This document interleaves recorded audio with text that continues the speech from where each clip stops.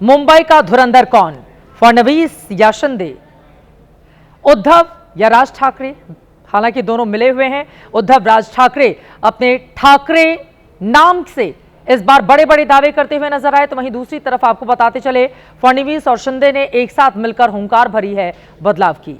मुंबई में आज बीएमसी चुनाव के लिए वोटिंग हो गई। कितने वोट पड़े ये बाद में दिखाएंगे आपको, लेकिन पहले बता देते हैं कल मुंबई का किंग किसके बनने के चांसेस ज्यादा दिखाई दे रहे हैं।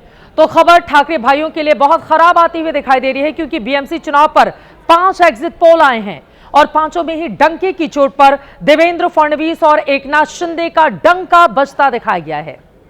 यानी मुंबई लोकल पर बीजेपी और शिवसेना की महायुति फिर से राज करने जा रही है और भरत मिलाप के बावजूद मुंबई ने उद्धव और राज ठाकरे को जीत का आशीर्वाद नहीं दिया।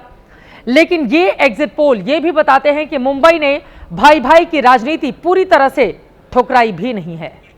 तो सबसे पहले बीएमसी का पोल ऑफ पोल्स आपके सामने रखते हैं। पोल ऑफ पोल्स में बीजेपी गठबंधन को 128 से 134 सीट मिलती हुई दिखाई दे रही है। वहीं उद्धव के गठबंधन को 57 से 67 सीटें, कांग्रेस गठबंधन को 18 से 22 सीट, अन्य को 8 से 13 सीट मिलने के आसार लग रहे हैं। और अब अलग अलग सर्वे एजेंसियों का नंबर एक एक करके भी आपके सामने रखते हैं। एक्सिस माई इंडिया के एग्जिट पोल के मुताबिक बीजेपी और शिवसेना के गठबंधन को 227 में से 131 से 151 सीटें मिल सकती हैं। ठाकरे गठबंधन को 58 से 68 सीट मिलने का अनुमान है। कांग्रेस गठबंधन को 12 से 16 सीट का अनुमान, अन्य को 6 से 12 सीटें मिल सकती हैं। ये एक्सिस माई इंडिया का डेटा है। वहीं डीबी रिसर्च का एग्जिट पोल कहता है कि बीएमसी की 227 सीटों में बीजेपी गठबंधन 107 से 122 सीट जीत सकता है। उद्धव ठाकरे के गठबंधन को 68 से 83 सीट मिलने का अनुमान है, जबकि कांग्रेस प्लस को 18 से 25 और अन्य को 10 से 19 सीटें मिल सकती हैं। अगला एग्जिट पोल जेडीएस पोल का है।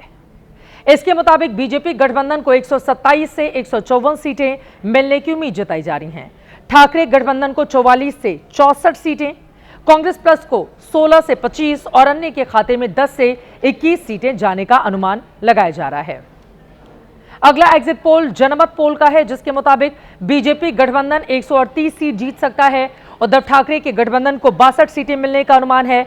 कांग्रेस प्लस को 20 सीटें, अन्य को 7 सीटें मिलने का अनुमान लगाया जा रहा है। अब अगला एग्जिट पोल जेवीसी। इसका एग्जिट पोल कहता है कि बीजेपी गठबंधन 138 सीट जीत सकता है।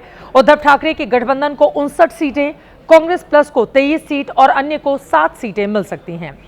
इस एग्जिट पोल से जो बड़ी बात निकलकर सामने आई है, अब उसके बारे में भी जान लेते हैं।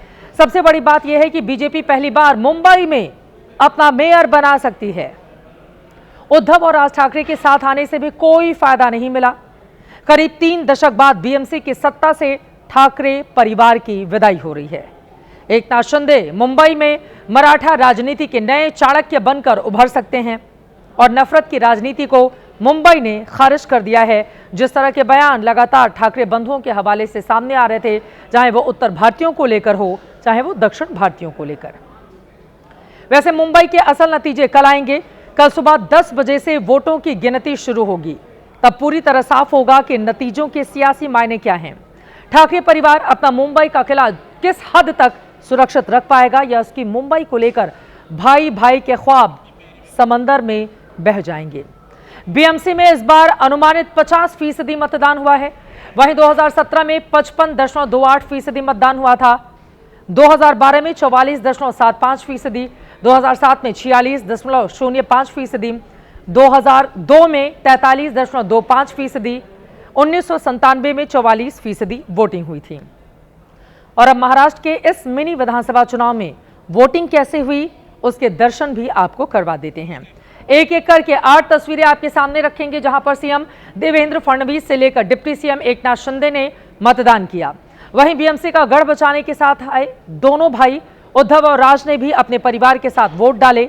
मिलिंद देवड़ा, उज्जवल निकम, नवनीत राणा और प्रियंका चतुर्वेदी भी वोटिंग की कतार में खड़े हुए दिखाई दी। मुंबई की बात हो और सितारों की बात ना हो, ऐसा कैसे हो सकता है। क्रिकेट के भगवान सचिन तेंदुलकर ने वोट कर अपना फर्ज निभाया। अभिनेता आमिर खान, सलमान खान, अक्षय कुमार, नाना पाटेकर और रणबीर कपूर भी वोट देने पहुंचे। गायक कैलाश खेर और अभिनेत्री श्रद्धा कपूर ने भी मतदान किया। अब चुनाव से पहले वोट रिझाने की पॉलिटिक्स और चुनाव के बाद वोट चुराने के नाम पर पॉलिटिक्स। खैर, आप बीएमसी के नतीजों के लिए कल लगातार जुड़े रहिएगा एबीपी न्यूज के साथ। सुबह 9:30 बजे से हम सबसे बड़ी कवरेज इसको लेकर शुरू करने वाले हैं और सबसे तेज नतीजे और सबसे सटीक विश्लेषण के साथ आपके सामने उपस्थित होंगे।